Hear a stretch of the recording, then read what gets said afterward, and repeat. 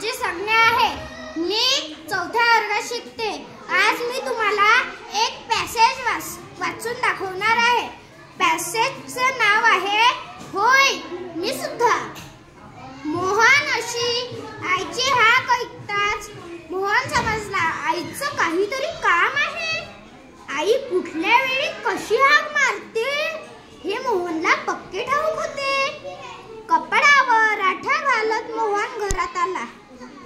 त्याला खेळायला जायचं होतं. मोहनला पाहताच आई म्हणाली, अरे राजा, एक छोटंसं काम करशील का रे? मोहनने चेहरा कसानुसा केला. मोहन, अरे जरा मला दुकानातून डाळ, तांदूळ आणि साखर आणून देणारे पटकन. मोहनने आईकडून पैसे व पिशवी घेतली आणि दुकानाकडे निघाला. दुकानदाराकडून साखर, डाळ आणि तांदूळ घेतले. दुकानदाराला पैसे दिले.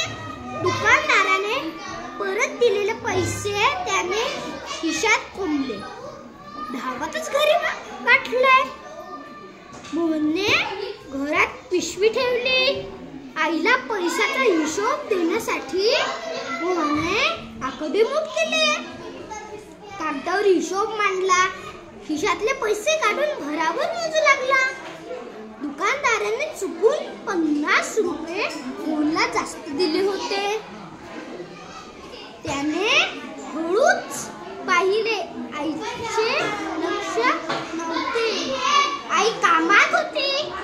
मोहनने थरथऱ्या हाताने ती 50ची नोट पॅन्टच्या खिशात ठेवली. त्याने आईला हिशेब दिला. उरलेले पैसे मोजून दिले. आई काही तोचीच म्हणाला.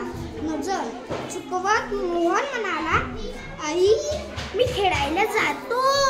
मोहनने मित्र खेळण्यासाठी वाटच पाहत होते. सर्वजण खेळात रमले, पण त्याचे मन खेळात रमेना. मोहनने घरी परतल्या. आई मोहनची वाटच पाहत होते. चल हातपाय धुवून घे, ये जेवायला बसूया. मोहनने वरण भात कालवला. एक घास घेतला. एवढ्यात आई म्हणाली, अरे तू सकाळी आणलेला डाळ तांदूळचा हा भात आहे काय? कसा